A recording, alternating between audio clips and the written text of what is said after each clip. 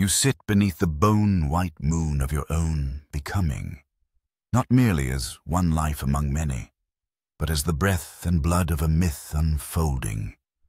You are not alone in this moment, though your suffering may echo in solitude, because to awaken is to remember you were never singular. You are the dream of generations, the inheritance of forgotten cries, the clay figure still wet with the tears of the collective soul. We do not gather here in logic or explanation, but in symbol, in silence, in sacred breath. Before we begin, take a moment to like and subscribe. The more you engage and stay with the content, the more YouTube shares these timeless insights with others. By doing so, you're not only helping this channel grow, but also spreading Carl Jung's transformative wisdom to those seeking meaning and inner truth. Let's dive into the depth of the psyche together. Now let us walk, not forward, but inward. There is a great forest at the edge of your dreams. Can you see it? The trees are not of wood but memory, and the air hums with voices that were never spoken aloud. The ground is soft with myth, and under every footfall, an ancestor stirs. This is not a place one enters lightly. This is the terrain of shadow. The soul knows the way, but the ego resists, because here, the veil grows thin and the masks melt into the soil like autumn leaves. You cannot lie to yourself in the forest of the unconscious. Here, the forgotten child still cries beneath the roots. Here, the warrior still sharpens his blade of shame. Here, the lost mother calls your name in the tongue of dreams you no longer remember how to speak. You have summoned this path, and though your rational mind may argue otherwise, you have always known that the wound is no accident. It is the initiation you resisted, the invitation etched into your marrow long before you had language to name it. You ache not merely because life is hard, but because your soul is deep, and depth demands descent. A man dreams. In the dream, he walks into an ancient cavern lit by flickering torchlight. Along the walls are carvings, images he cannot decipher, yet feel hauntingly familiar. A woman weeps. A lion roars. A serpent coils around a child's heart. He touches the symbols, and they bleed. His hand comes away red. He kneels, trembling. At the far end of the cave is a mirror cracked, stained with smoke. He approaches it, and where he expects his reflection, he sees a figure cloaked in black. Not a demon, not a stranger, himself, but more ancient, more vast, eyes like dark stars. The dream ends, but the image lingers, pulsing in his waking life like a second heartbeat.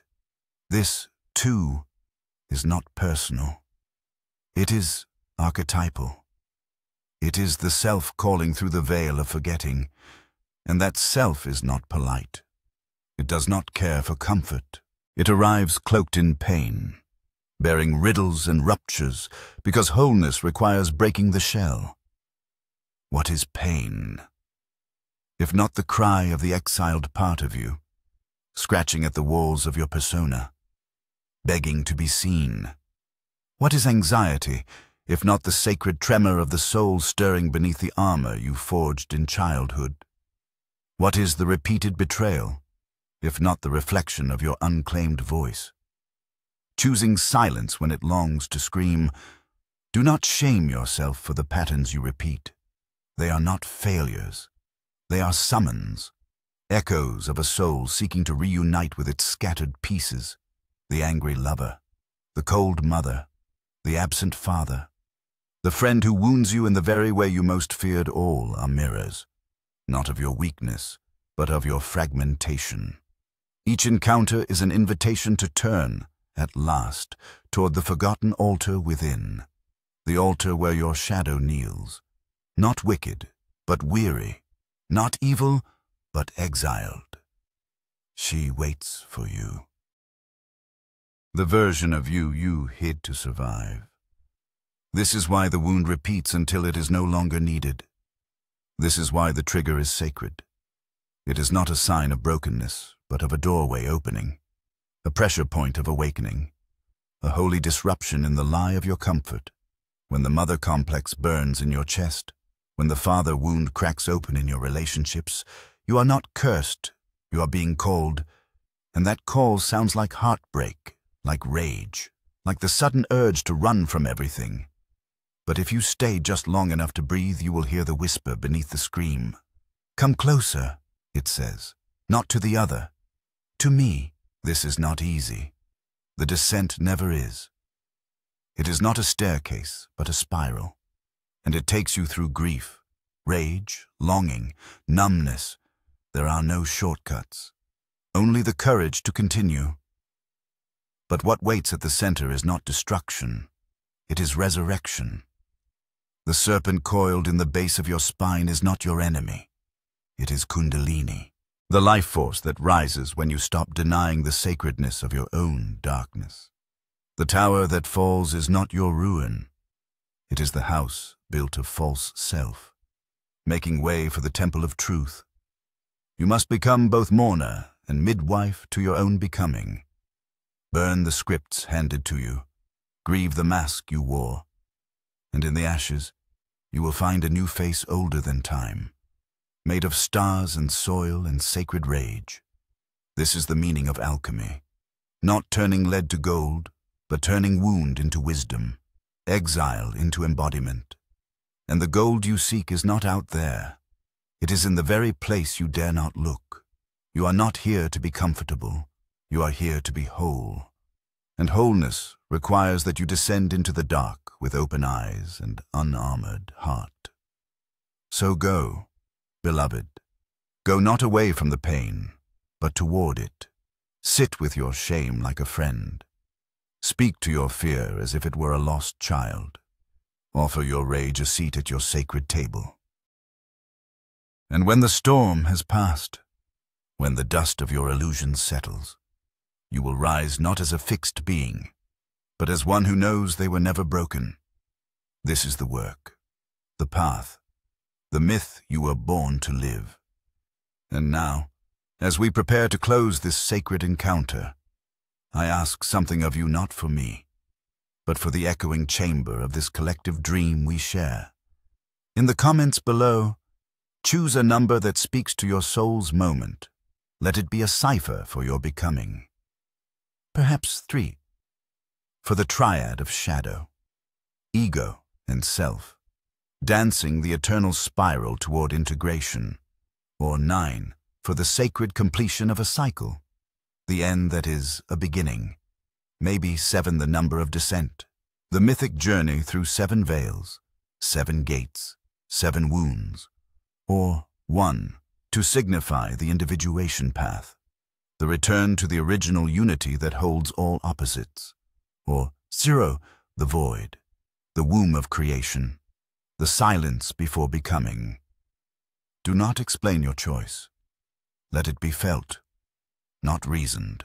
Let it be a whisper from your depths, a seed planted in the dark that only your soul knows how to grow. We are watching, we are listening, and in this great invisible temple, every number you offer becomes a star in the constellation of our shared healing. The invitation of your suffering is to become conscious, to walk backward into the labyrinth where your younger selves still wait, not to banish them, but to embrace them. Each time you do, you retrieve a piece of your power, a fragment of your wholeness, and the less fragmented you are, the less pain you will attract. Do not misunderstand me. Pain is not eliminated through spiritual bypassing or positive thinking. The unconscious does not respond to affirmations. It responds to attention. It responds to integration. And so you must feel what you have not felt. You must weep where you have gone dry. You must rage where you have gone silent.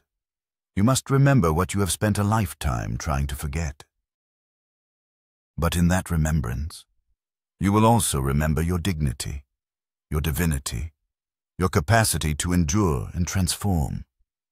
Imagine a man who dreams of being trapped in a house with a howling child locked in the attic. Every night he dreams this, and every morning he dismisses it. But the child grows louder. Eventually, he opens the attic door, trembling. He finds not a demon, but himself as a boy neglected, confused, desperate for presence. That boy is his soul. And until he opens the door, his life will be filled with situations that echo, that scream neglected relationships, self-sabotage, unexplained sadness. When he embraces that boy, the dream ends. The house becomes silent. Peace enters, not because life has changed, but because he has. This is the psychic task before each of us. You will attract pain until you become the parent to your own inner orphan. You will attract betrayal until you recognize how you have betrayed your own needs. You will attract scarcity until you honor your birthright to exist abundantly, not in money alone, but in spirit. And make no mistake, these patterns are not easily broken. They are often ancestral. They are woven through your bloodline like invisible threads, passed down through silence, shame and secrets. But they are not unchangeable. They are not destiny. They are invitations. Your soul has no interest in comfort. It has interest in growth. And sometimes growth requires collapse. The loss of the job, the end of the marriage, the illness, the humiliation. These are not errors. These are thresholds, rites of passage, initiations into deeper authenticity. But only if you read them symbolically. Only if you dare to ask, what is this trying to teach me about myself? Not about society, about me. This is the path of individuation, not becoming who others need you to be, but who you truly are. And the self, that inner blueprint of wholeness, will not rest until it is known. You cannot attract peace until you are at peace with your own chaos.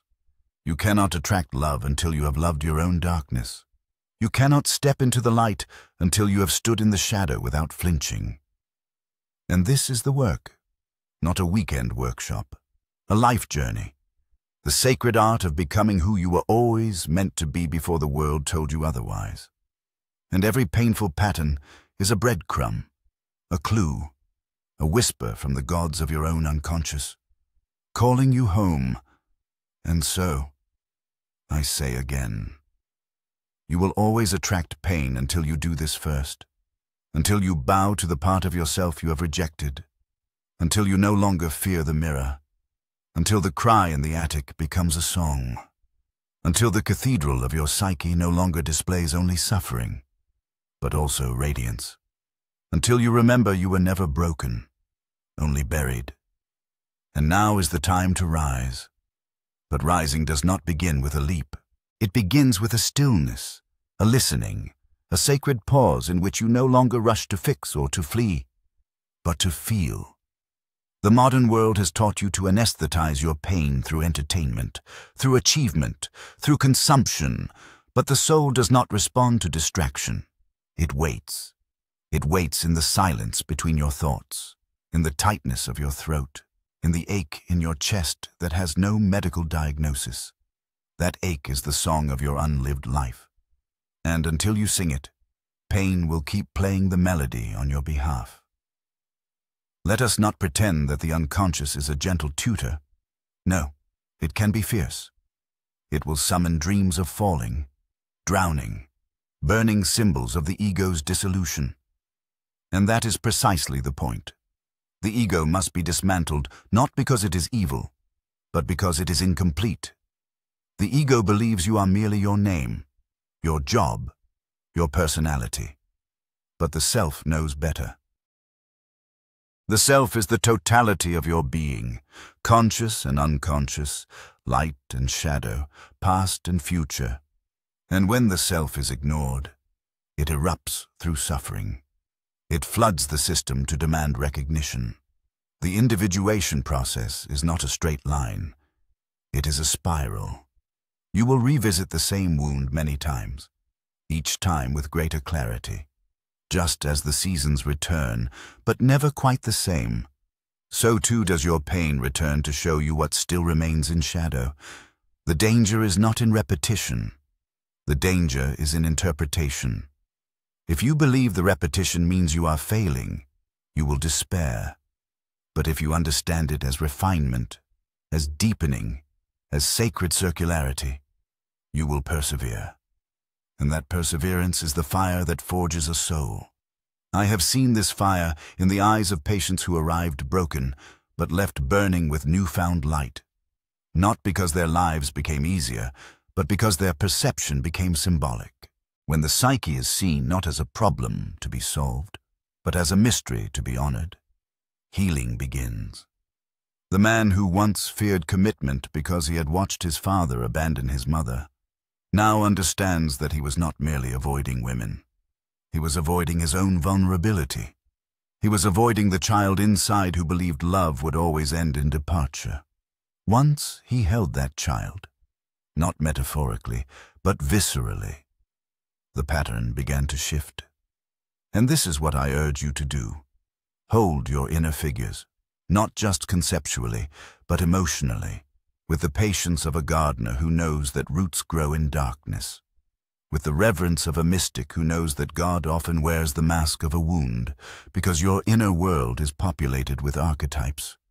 The child, the mother, the shadow, the trickster, the hero, the anima and animus. These are not abstract ideas. They are psychic realities inherited through the collective unconscious. They live within you, whether you know their names or not, and they are always active. When the child is wounded, you attract experiences that mirror its helplessness. When the shadow is rejected, it emerges in your partner, your enemies, your projections. When the anima or animus is undeveloped, you find yourself lost in fantasy, addicted to idealized love that cannot sustain real intimacy. Each archetype, when unconscious, binds you, but when integrated, it liberates you. That is the spiritual task, to turn the prison of your patterns into the temple of your transformation. And the key lies in consciousness, in seeing fully and without denial. I do not speak of surface-level awareness. I speak of the kind of seeing that happens in the middle of the night when the ego is asleep and the soul whispers, "There is more. More to you. More to your pain. More to your purpose." But to access that more, you must become symbol literate. You must read your life like a dream because, in truth, it is a dream co-created by your unconscious material. The people you attract are dream figures, the events, dream sequences, and you are both the dreamer and the dreamed, the one who suffers and the one who holds the suffering. So how do you break the pattern? Not by force, not by willing it away, but by becoming intimate with it, by asking, "What are you trying to show me?" and then listening, not with your mind, but with your body, your breath, your bones.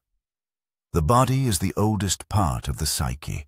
It remembers what the mind forgets. Trauma is stored in posture, in tension, in diseases. And healing begins when you treat the body as a sacred text, not a problem to be corrected. Pain in the stomach may be the voice of shame. Tightness in the chest may be uncried grief. Numbness may be the freeze response of a soul who was never allowed to speak.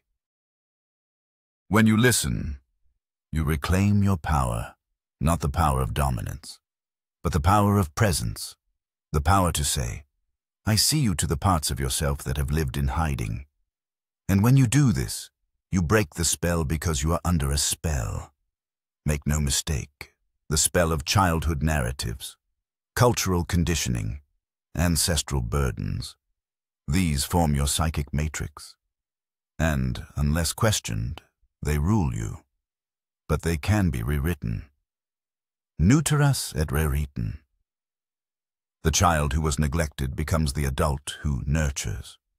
The woman who was silenced becomes the voice of truth.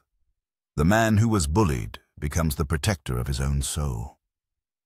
This is the alchemy of selfhood, the transmutation of pain into wisdom, of shadow into radiance. But it is not instant. It requires what the ancients called temenos, a sacred space for the work to unfold. This space can be a therapy room, a journal, a forest, a dream. What matters is your intention to enter into dialogue with your life, to treat every heartbreak as a hermetic manuscript, every trigger as a glyph, every loss as a sacred rite. In doing so, you do the one thing that stops pain from repeating. You learn its language, and in learning, you change, subtly at first. Perhaps you stop blaming and start reflecting. Perhaps you catch your own reaction just before it emerges and choose presence instead. Perhaps you feel the grief and do not run. These small moments are revolutions, because each time you interrupt a pattern, you send a signal to the unconscious. I'm ready. I am no longer a puppet of my past. I am the author now, not of events, but of meaning, and meaning. My friends, is what transmutes suffering into significance. We do not suffer most from pain itself, but from the lack of meaning attached to it. A meaningless wound festers. A meaningful wound heals, not because it disappears, but because it becomes integrated. It becomes a scar, and a scar is not a shame. It is a symbol that says, I went into the darkness, and I did not die. I returned with something holy. That is the myth of the hero's journey. But you are not meant to stay the hero forever.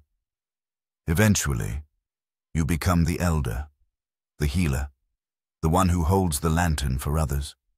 But you can only hold the lantern once you have walked through the dark.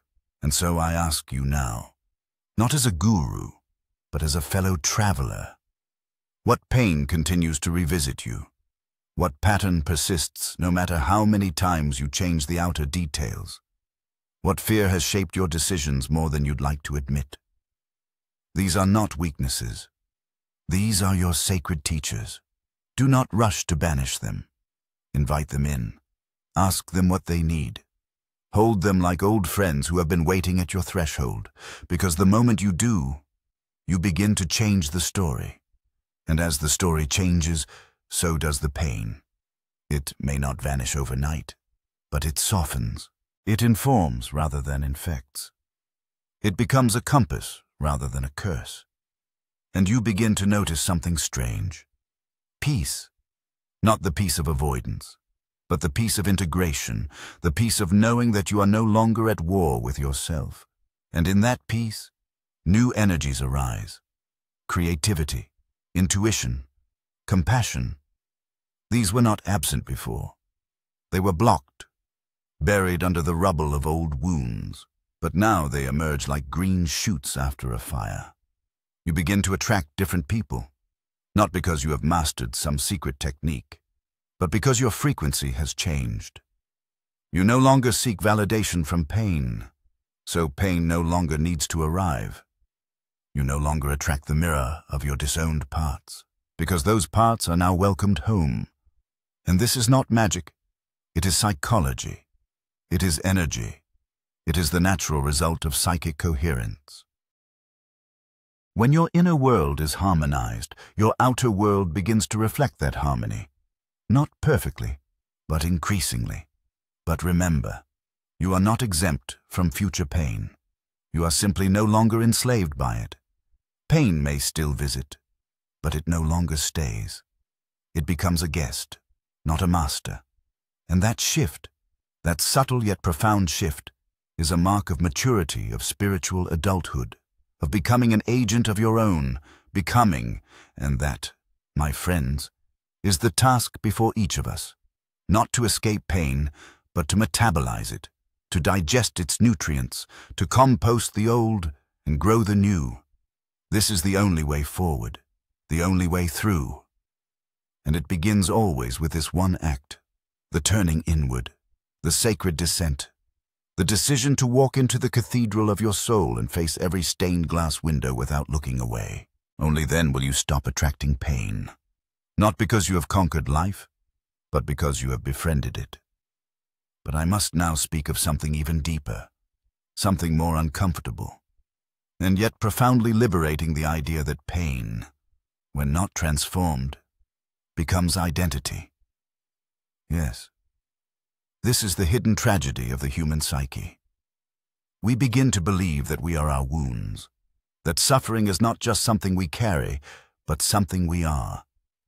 The abused child becomes the adult who believes love must hurt. The shamed adolescent becomes the adult who apologizes for existing. The overlooked dreamer becomes the adult who never tries slowly, imperceptibly. We shape ourselves around the void, and then we forget that we have the power to reshape. You must understand identity is fluid. It is not fixed. It is not a prison sentence handed down by your past. It is a living construct born of narrative and nurtured by attention. And the story you tell yourself about who you are will either liberate or bind you. This is why the unconscious is so powerful. It is the author behind the curtain, and if that author remains unseen, it will write your story using only the language of your unhealed pain. It will cast you again and again in the role of the victim, the martyr, the invisible one, the one who never gets chosen. But when you become conscious, you reclaim the pen. You begin to edit, to question, to say, is this belief mine, or was it given to me? Is this feeling current, or is it a ghost from the past? Is this desire truly mine, or a projection of what I thought would make me lovable? These questions are dangerous. They are unsettling, but they are the only path to true freedom. Because until you challenge the architecture of your own identity, you are merely repeating a script written by fear. Let me tell you something. The world does not want you to know. You are not obligated to carry every emotion that arises. Feelings are not facts. They are visitors, guests in the house of your being. Some come bearing truth. Others come carrying residue of ancestral grief, collective trauma, childhood echoes. It is your task to discern, to feel. Yes, but also to filter, not with judgment, but with awareness. When shame arises, ask it, whose voice are you echoing? When fear knocks, ask it, are you here to protect or to prevent in this way? You do not repress your emotions, you refine them. And this refinement is the path to discernment, to sovereignty, to tranquility. Because the mature soul does not react. It responds. It does not project. It reflects. It does not seek control. It seeks understanding. And when you understand your patterns, you begin to choose differently. Not perfectly, not without stumbling, but consciously. And each conscious choice is a declaration to the universe. I am no longer a prisoner of my unconscious. I am becoming a participant in my evolution. This is the sacred art of inner work. It is not glamorous. It is not always pleasant, but it is holy. To sit in silence and feel the grief you've been avoiding for years. That is holy. To cry for the version of yourself that had to survive without tenderness. That is holy. To forgive your younger self for what you did not know. That is holy. And in these acts of invisible courage, your soul begins to unfurl, to emerge from the cocoon of coping and into the wings of becoming. And this becoming is not linear. It is not a staircase. It is a spiral descent into your own depths where you meet forgotten fragments and offer them sanctuary. This is what the ancient initiates knew, what the mystics whispered. That true transformation requires katabasis, the journey into the underworld. In myth, heroes always descend before they ascend. Orpheus, Inanna, Christ. They all go down into the dark before returning with light. So must you. But unlike the myths, you are not alone. You carry within you the archetype of the guide, the inner Hermes, the wise old man or woman who watches over your descent. This is your intuition, your higher knowing, the part of you that knows deeply, wordlessly, that pain is not the end. It is the threshold. And if you listen, truly listen, it will lead you not into despair, but into rebirth. The soul does not care for perfection. It seeks wholeness, and wholeness includes the mess, the contradiction, the paradox. You are both strong and fragile, both luminous and shadowed, both divine and deeply human. And when you embrace this, when you stop trying to be one-dimensional, the war inside, it begins to end. You begin to live from the center, not from extremes, and from that center, life opens.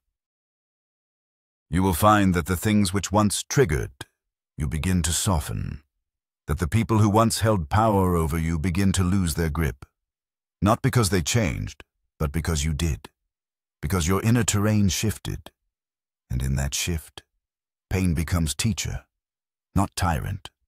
You stop asking, why is this happening to me? And start asking, what is this revealing in me that one question changes everything? But be warned, the ego will resist. It will tell you that the pain is out there in them, in the world. And sometimes it is. We do not deny injustice, abuse, oppression, but even there, your power lies in your response, in your capacity to choose your stance, your healing, your path. This is not bypassing, it is empowerment. To know that even when life breaks you, you are still the sacred architect of what you build from the rubble. You see, pain is not the enemy. The refusal to face it is repression, creates distortion, and distortion creates projection, and projection creates cycles.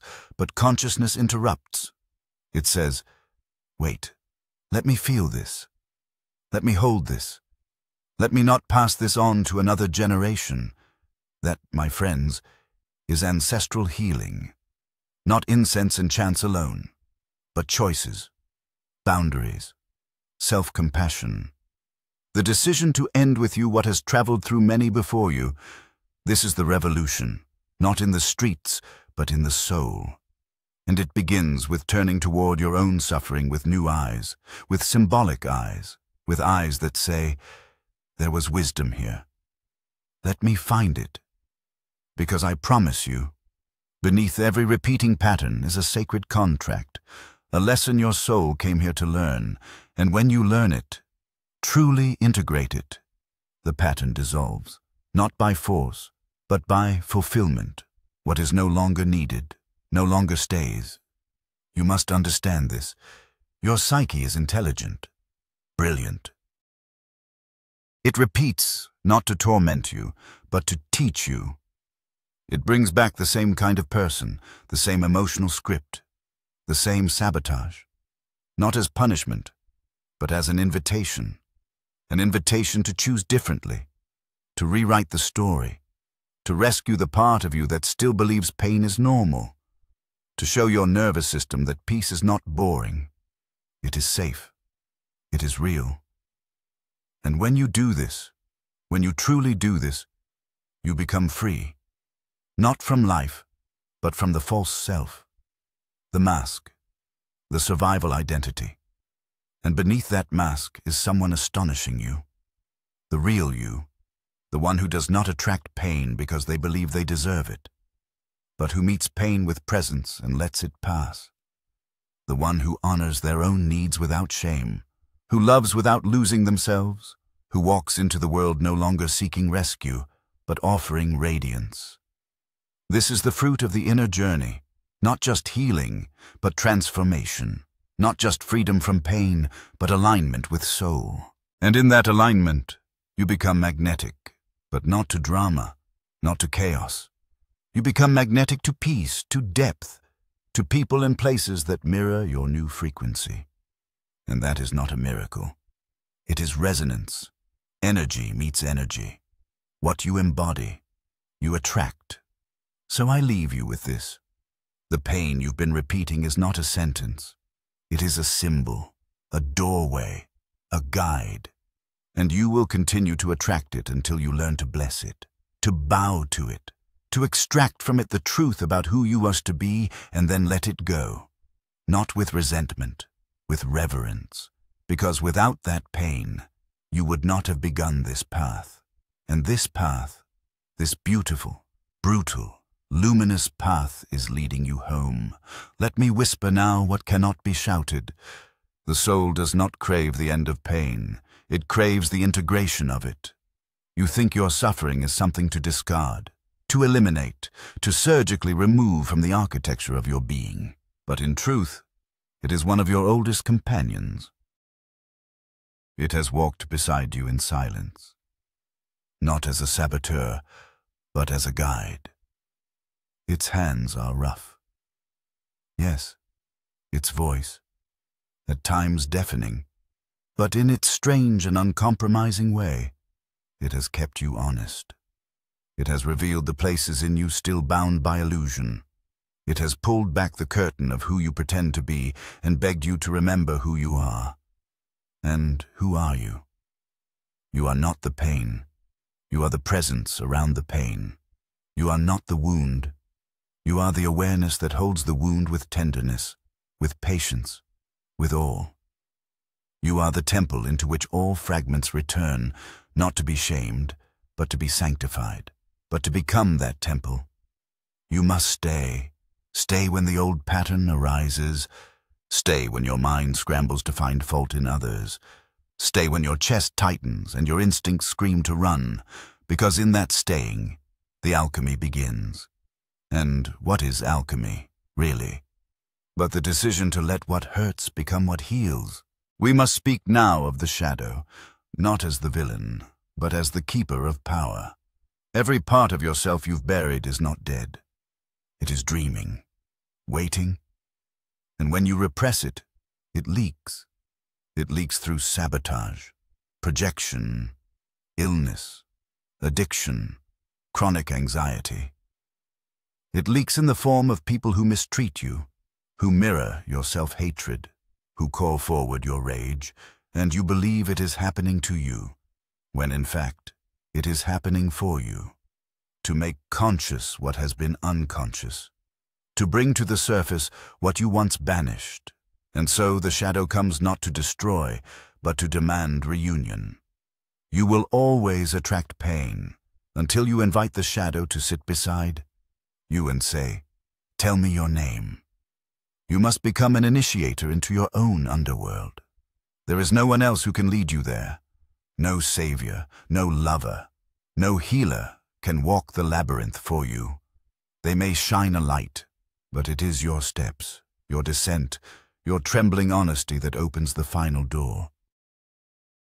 And when you walk through it, you will not be greeted by demons. You will be greeted by memories, images, versions of yourself. You're disowned. The girl who stopped laughing when she was shamed for being loud. The boy who stopped feeling when he was told tears made him weak. The teenager who turned numb so they would not be left again. These are not your flaws. These are your initiates, your Sioux apprentice. Bring them back. Let them speak.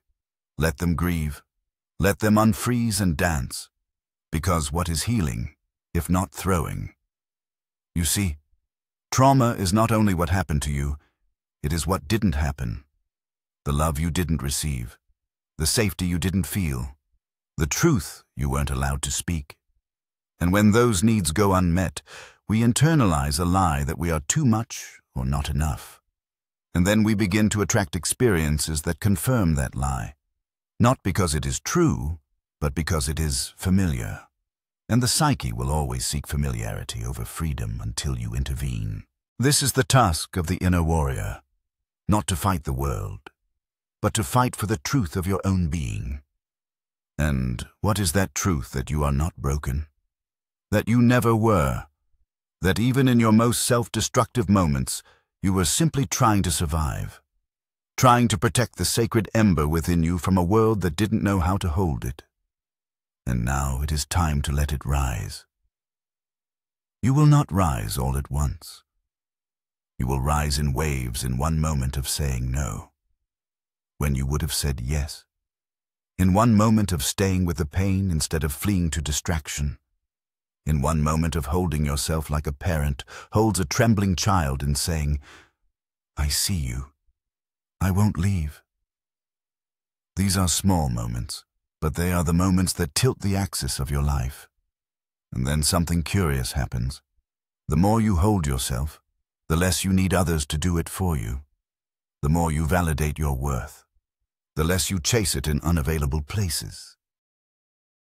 The more you listen to your inner world, the more external noise becomes irrelevant. This is not arrogance. It is alignment.